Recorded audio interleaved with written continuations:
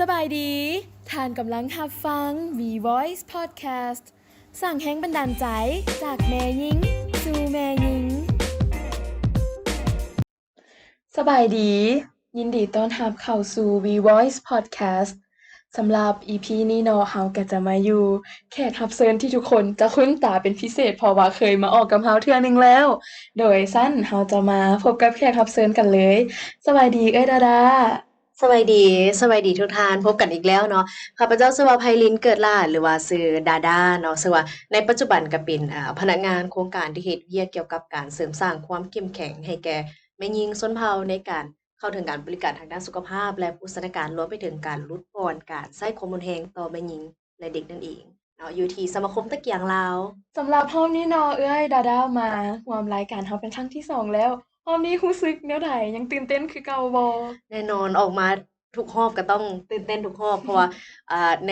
นแต่ละเทื่อหรือว่าแต่ละ EP ที่ผ่านมาคือแต่ละคนที่เห็นเนาะผลตอบรับก็ดีเกินคาดแล้วก็ได้ฟังเรื่องราวหลายๆคนหลายๆเรื่องราวเนาะที่ว่าเราเห็นว่าวัยหนุ่มในปัจจุบันทุกอย่างเนาะเขาจะมีปัญหาหรือว่ามี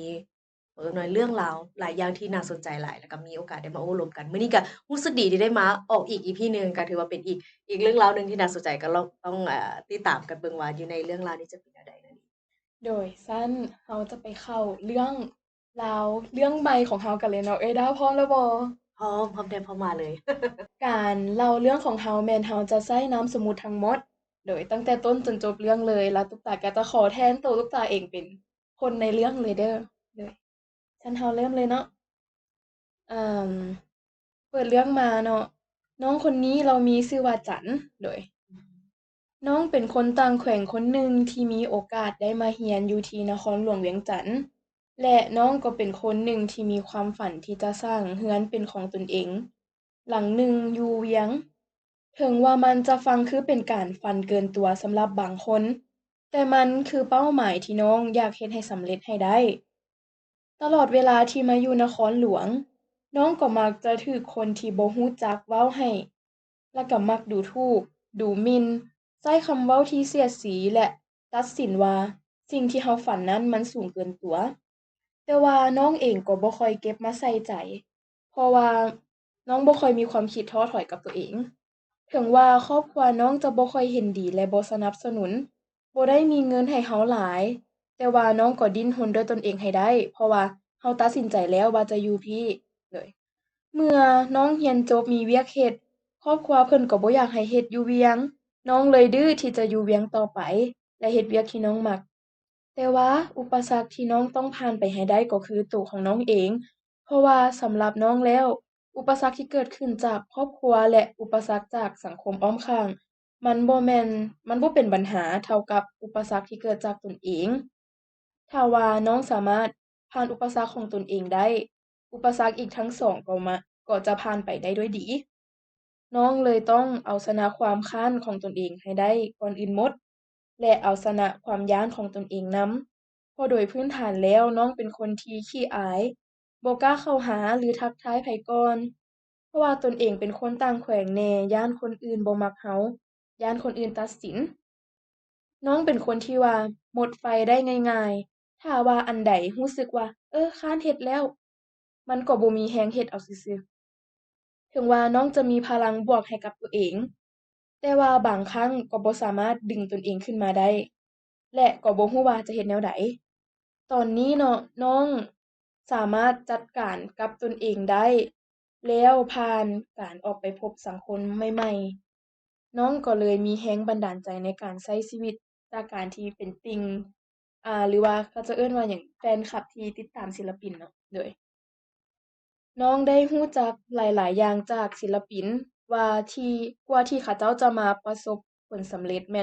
มันต้องผ่านการฝึกซ้อมผ่านบทพิสูจน์หลายอย่างทั้งความเมื่อยความท้อกระแสสังคมที่วิจารณ์แต่ว่าพวกเขาก็ยังผ่านมันมาได้น้องเลยเอาเขาเจ้ามาเป็นแรงบันดาลใจในการเฮ็ดเวียกแต่ละมื้อสำหรับบางคนอาจจะคิดว่าน้องไร้สาระแต่ว่าสำหรับน้องแล้วการเป็นติ่งเฮ็ดให้น้องยังสามารถเฮ็ดเวียกได้ดี และอยากออกไปเฮ็ดเวียกในทุกๆมื้อเพราะว่ามันเป็นความสุขของน้องในทุกๆมื้อนี้อืมนับว่าเป็นเรื่องราวที่น่าสนใจอีกเรื่องหนึ่งที่น่าสนใจแม่นแม่นๆก็ ยังอยู่กันกับวัยหนุ่มที่เดินทางมาเรียนอยู่ในตัวเมืองแม่เนาะนที่ว่ามาตามหาความฝันเนาะแล้วเราเองก็เป็นอีกคนหนึ่งที่มีความฝันในหลายๆอย่างอืมเนาะและรวมไปถึงว่าก็บ่พ้นจากการความคาดหวังทางครอบครัวด้วยแม่เนาะด้วยนความที่เดินทางมาไกลแล้วก็ใช้ชีวิตอยู่ในเมืองใหญ่แบบลำพังเนี่ย แต่เราก็ยังมี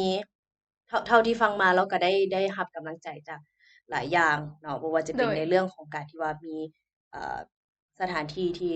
มีสิ่งหนึ่งที่ยึดเหนี่ยวจิตใจเราหรือว่าเฮ็ดให้เรามีกำลังใจขึ้นมาก็คือการมี idol เป็นของตนเองเนาะการอืได้ติดตามวง idol แม่หยังนต่างๆคือว่าคันเว้าเรื่องความฝันแล้วเนาะเอ่อมันก็เหมือนกับสโลแกนของกลุ่มของน้องหั้นแหละเนาะว่าคันความฝันถ้าบ่ได้ลงมือเฮ็ดมันก็จะเป็นแค่ความฝัน แต่ว่า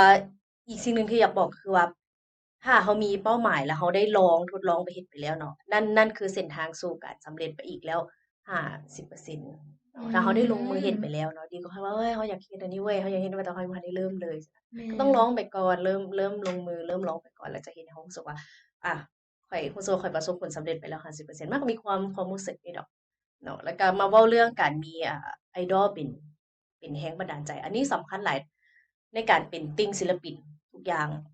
เพราะว่าความสุขหรือว่าเป้าหมายของแต่ละคนมันต่างกันเนาะบางคนก็ว่า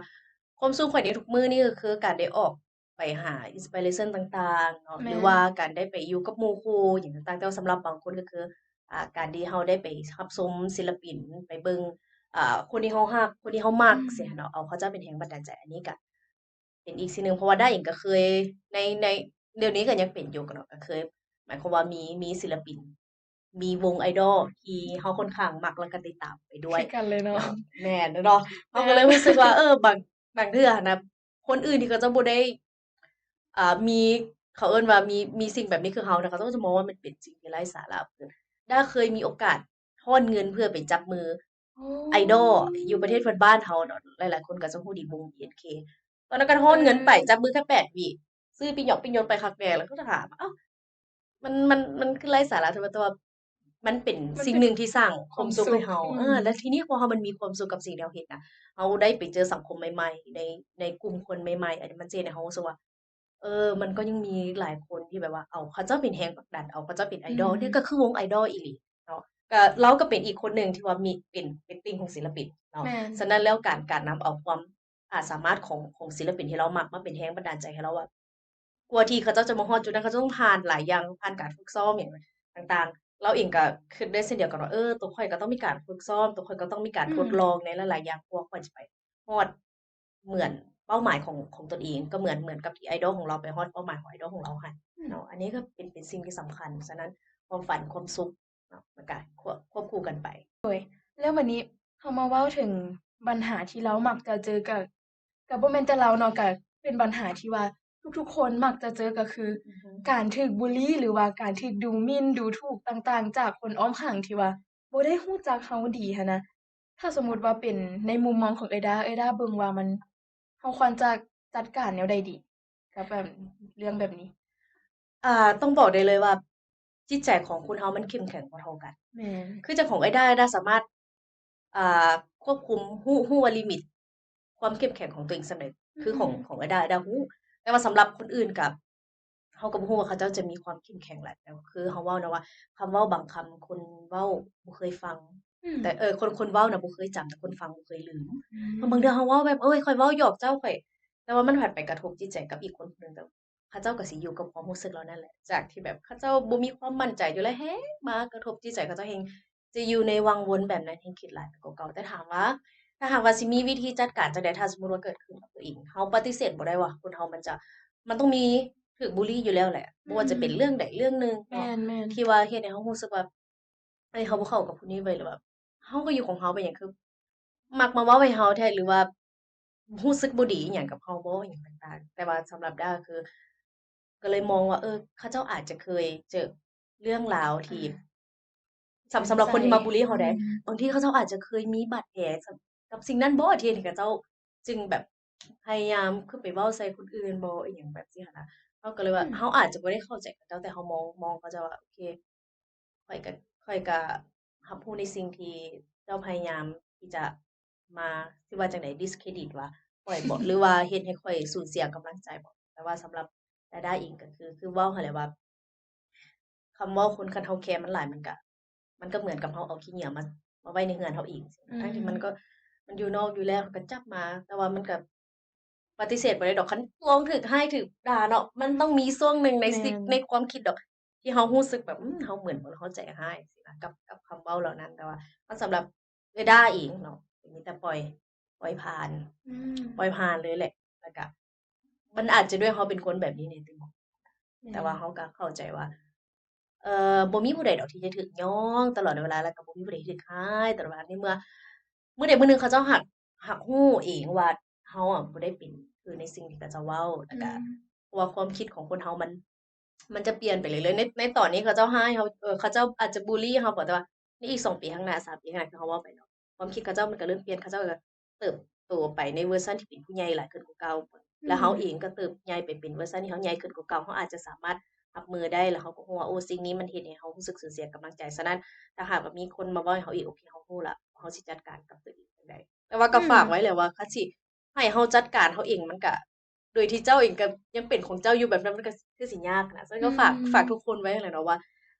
คำว่ามันเป็นเหมือนมีดสองคมดาบสองคมที่ว่าถ้าเราย่อคนคนหนึ่งมันก็เฮ็ดให้เขาเจ้ามีกำลังใจได้อืมแต่หากว่าเราไปร้ายเขาหน่อยหนึ่งมันก็เหมือนฆ่าเขาเจ้าทั้งคนได้แม่นคำเว้านี่แบบเป็นสิ่งที่สำคัญหลายแหมมันออกจากปากเราเลยแบอืบ มเขาสามารถแก้ไขเสกยังบ่ได้อีก ซี้นกเป็นนกซี้ไม้เป็นไม้ได้แบบอืซี้มนะแล้วถ้าสมมุติเนาะว่าในกรณีคือหลายๆคนเนาะอาจจะสามารถมีทางเลือกอือฮึคนเรามีทางเลือกอยู่แล้วเนาะว่าเราจะยังอยู่กับแวดล้อมตัวนี้หรือว่าเราจะออกมาจากแวดล้อมตัวนี้เลยเป็นน้องๆจอกบ่ถ้าเป็นน้องว่ามันต้องเบิ่งตามสถานการณ์ว่าอันคนที่เว้าของให้เราคนนั้นแม่นไผเด้อแม่คันสนบ่มมุติว่าเขาเจ้าบ่ได้อั่นมีส่วนสำคัญในชีวิตหรือว่าแบบบ่ได้พัวพันกับเราหลายขนาดนั้นเราก็อาจจะยับออกมาก็ได้ถ้าเราบ่ได้สนิทกันหลายสิหั้นนะอืมแม่นแม่นคันเป็นก็เหมือนคันเป็นเอื้อยด้าเดะที่น้องเว้าหั้นแหละแต่ว่าอ่ามันหักมีบางอย่างที่เฮ็ดให้เรารู้สึกว่าเราอยากเฟดตัวออกมาดอกอืมแบบเราเราเมื่คนเราอยบ่มันก็อดทนได้บ่ได้หลายขนาดนั้นความอดทนของคนเรามันมีขีดจำกัดถ้าเราอยู่กับสิ่งเดิมๆสิ่งที่ทำร้ายจิตใจเราเฮ็ดให้เรารู้สึกว่าโอ๊ย ไปคือเป็นอิหยังแบบนี้เป็นหยังคนคือมีแต่เว้าให้แล้วพอเวลาเรามาคิดกับตนเองหลายมันหักสิมีบางอย่างที่เฮ็ดอืมให้เราเว้นช่องว่างไว้แต่ว่าในการเว้นช่องว่างนั้นบ่ได้หมายถึงว่าเฮ็ดให้เราต้องหายไปเลยแต่มันจะแม่นเฮ็ดให้เราได้รู้ว่าโอเคช่องว่างนั้นจะพยายามที่ให้เราเติบใหญ่ขึ้นไปอีกให้เรารู้ว่าคนพบอีกมันหลายกว่าอีกแล้วคนที่มักเว้าให้เราหรือมักบุลลีเราเขาเจ้าจะสัมผัสได้เองดอกว่าเราเริ่มเปลี่ยนหรือว่าเราเริ่มอาแตกต่างไป อืเขาเจ้าก็จะมเริ่มคิดได้ว่ามันถ้าหากว่ามีทางเลือกคือน้องว่าคนเรามันมีทางเลือกอยู่แล้วแต่ว่าแม่นขึ้นอยู่กับว่าสถานการณ์เราสิเลือกได้บ่แม่น อันนี้เราโอ๊ยข้อยก็อยากไปแต่ข้อยไปบ่ได้เดี๋ยวนี้ข้อยต้องแม่นข้อยสิเฮ็ดจั่งใดดีข้อยก็มีแต่เฮ็ดหยังบ่ได้ก็นอกจากปล่อยวางแต่ๆอืว่าโอ้ยสั่วคนมเรามันสิปล่อยวางมันก็บ่ได้แม่นทุกคนจั่งซี้น่ะเนาะแม่นบางเทื่อปัญหามันมีมาหลายๆปีเราก็ทบมันอยู่ซอื้มำๆๆจั่งซั้นการที่จะออกจากบ่อนนั้นเลยมันก็เป็นสิ่งที่แบบหักดิบเกินไปสำหรับตัวเรามันก็ยากหลายอืมแม่นๆนี่ก็มีแต่ว่าถ้าหากเราปล่อยวางได้แล้วก็พยายามเว้าคำว่าบ่เป็นหยังลองเบิ่งอเนาะ าสิพยายามให้คนมองโลกในแง่ดีมันก็ก็สิยากหน่อยหนึ่งเนาะเราบ่คือกันแต่ว่าเอ่ลองพยายามทำความเข้าใจกับตนเองเบิ่งหรือว่ากับสิ่งที่เราให้ความสำคัญให้มันหลายกอืมว่าหั้นเนาะที่บางอย่างคำเว้าคนบางทีเราก็ชินไปเองแหละเอาไปง่ายๆซะเนาะแต่ว่าก็กว่าสิผ่านมาได้มันบ่แม่นเรื่องง่ายเลยแม่นจังซี้นะสำคัญก็ต้องรู้จักตนเองรู้จักตนเองด้วยแล้วก็ปล่อยวางด้วยแล้วก็ให้มันเกิดช่องว่างที่ก่อให้เราเกิดการเปลี่ยนแปลงที่มี เป็นตัวเองในเวอร์ชันที่มันดีขึ้นอืมบ่แม่นว่าเกิดช่องว่างแล้วเราสิเฮ็ดให้เราดดาวน์ลงหรือว่าต่ำลงกว่าเก่าแล้วก็แฮ่งสิได้ใจของคนที่มาบุลลีเราอืว่าซั่นซะมแม่นมักเนาะคำเว้าที่ว่าแบบเฮ็ดตัวเองเป็นตัวเองในเวอร์ชันที่ดีขึ้น เป็นการแบบเป็นการเว้าให้กำลังใจตัวเองที่ดีเลยคันเราแบบลองแบบปรับแนวความคิดมาใช้ตัวนี้ก็สิเฮ็ดให้หลายๆคนแบบบ่จำเป็นก็ได้ที่เราจะต้องไปฟังคนอื่นข้อยรู้จักตัวข้อยดีข้อยมีความฝันอันนี้เป็นอนาคตของข้อยนะอืบ่ได้ขึ้นมอยู่กับเจ้าซี้หั้นนะมันก็สิเฮ็ดให้เราแฮ่งมีกำลังใจแล้วก็ฮึดสู้หลายขึ้นอืม โดยฉันได้มีหยังอยากฝากบ่สำหรับคนที่กำลังรับฟังอยู่หรือว่าอยากให้กำลังใจเจ้าของเรื่องบ่หรือแนวใดก็ขอบใจเจ้าของเรื่องหั่นแหละเนาะที่ว่าได้มาแชร์เรื่องราวแบบนี้สู่พวกเราฟังด้วยอืมเนาะดาด้าเองก็บ่ค่อยได้มาฟังเรื่องราวหลายปานใดแต่พอมาฮู้แล้วก็เฮาก็มันบ่ได้แต่ว่าเฮาคิดตั้งแต่เขาเจ้าอย่างเดียวเฮาก็มาคิดถึงตัวเขาพร้อมว่าอืเฮาเองมก็เคยผ่านในจุดๆนั้นมาเนาะก็คือเฮาเว้าเลยว่าช่วงเวลาใดหนึ่งของคนเฮามันที่สุขตลอดก็บ่มีดอกทุกข์ตลอดก็บ่มีมันต้องมีเขาเอิ้นว่ารสชาติของชีวิต รสชาติของชีวิตที่จะเฮ็ดให้มีหลากหลายสีสันเจ็บปวดแหน่ทุกข์แหน่มีความสุขแหน่เนาะเรียนรู้ที่จะอยู่กับสิ่งเหล่านั้นให้ได้เพราะว่าทุกอย่างมันก็เหมือนกับให้มองว่ามันคือสายลมปลอบใจเด้อสายลมที่พัดอืให้ข้อยมไปอีกบ่อนใดบ่อนหนึ่งถึงแม้ว่าบ่อนนั้นข้อยจะบ่คุ้นเคยแต่ว่าสุดท้ายแล้วข้อยก็เจ้าพัดข้อยมาแล้วข้อยเติบใหญ่และปรับตัวอยู่กับสิ่งเหล่านั้นได้สภาพแวดล้อมสภาพสังคมที่เราเจออยู่ในปัจจุบันเราบ่สามารถอ่าเวลาเราเจอเราบ่สามารถเลือกได้หรอกแต่ว่า อืแต่ว่าเรามเลือกที่จะวางวางความทุกข์หรือสิ่งที่มันปัญหาในใจของเราหั้นน่ะวางไว้บ่อนใดบ่อนหนึ่งหั้นน่ะได้อืมแต่ว่ามันสภาพแวดล้อมเราเลือกแบบนี้บ่ได้เราก็ต้องที่สำคัญเรารู้จักตนเองแล้วก็พยายามทำความเข้าใจกับตนเองให้มันหลายขึ้นเนาะแล้วก็เจ้าของเรื่องผู้ที่มีความฝันนี่แหละมีความฝันของเราก็คือเป้าหมายของเราฉะนั้นการมีความฝันการมีเป้าหมายก็อ่าได้ลองเฮ็ดไปก่อนเนาะลองเฮ็ดไป ครึ่งหนึ่งแล้วเขาจะลองเฮ็ดไปแล้วมันจะมีความรู้สึกว่าเราน่ะสำเร็จไปแล้ว50%อันนี้นิดาก็พยายามใช้คำเว้าตัวนี้ก็เป็นคำเว้าของนักเขียนคนหนึ่งดอกก็ดึงเขาเจ้ามาแล้วก็อีกสิ่งหนึ่งที่อยากฝากไว้ว่าเอ่อความพยายามอยู่ที่ใดความสำเร็จอยู่ที่นั่นแต่ว่ามันต้องแม่นถูกบ่อนอพยายามา ถูกพยายามบ่ถูกบ่อนก็10ปี20ปีเจ้าก็อยู่บ่อนเก่ามันมันก็เป็นไปบ่ได้ สิกลายเป็นความพยายามอยู่บอนใดความพยายามอยู่ก็บอนนั้น อยู่วันนั้น ก็สิประมาณนั้นเนาะ อืก็มฝากแต่ละคนไว้หั้นแหละอันนี้เราก็บ่แม่นว่าเราแนะนำหรือเราสอนเองอืมทุกอย่างเนาะแต่ว่าในมุมของพวกเรา2คนที่คิดกับแบบนี้ถ้าหากว่าเจอในกรณีแบบนี้ก็ด้าเองก็คิดแบบนี้เช่นเดียวกันมันหักมี2ทางที่เรารู้สึกว่าเราแก้มันได้เนาะเพราะว่าเชื่อเสมอว่าตราบใดที่โลกนี้ยังมีมนุษย์ทุกปัญหามันมีทางออกอืมมันมีทางออกเสมอแน่นอนอืม แม่นๆน้องก็เชื่อคือกับเอื้อยด้าเนาะทุกปัญหามีทางออกอือือฮึมโดยสำหรับ EP นี้เนาะก็จะสิ้นสุดเพียงเท่านี้แล้วโดยต้องขอบใจเอื้อยด้าหลายๆเนาะที่ว่ามาหาเราเป็นครั้งที่2แล้วเย้โดยหวังว่าสิ่งที่ว่าพวกเราได้แชร์ออกไปในมื้อนี้เนาะจะเป็นประโยชน์กับทุกท่านที่กำลังฟังบ่หลายก็น้อยเนาะโดยและสุดท้ายเนาะตุ๊กตาก็อยากขอบใจเจ้าของเรื่องที่ว่ามาร่วมแบ่งปันกับพวกเรา โดยและหวังว่าสิ่งที่พวกเราได้แชร์ไปบวกกับประสบการณ์ของทั้งเจ้าของเรื่องและประสบการณ์ของเอื้อยดาดาเนาะจะช่วยให้ทุกคนมีกำลังใจมีพลังบวกแล้วก็มีแรงเนาะในการใช้ชีวิตโดยขอขอบใจหลายๆและอย่าลืมเนาะติดตามพวกเราได้เนาะทางช่องทาง Facebook YouTube TikTok DSTT for you เด้อแล้วก็เราจะมาเบิ่งนำกันว่า EP หน้า EP 4เนาะเราจะได้มาฟังเรื่องราวของไผและผู้ใดจะได้มาเป็นแขกรับเชิญ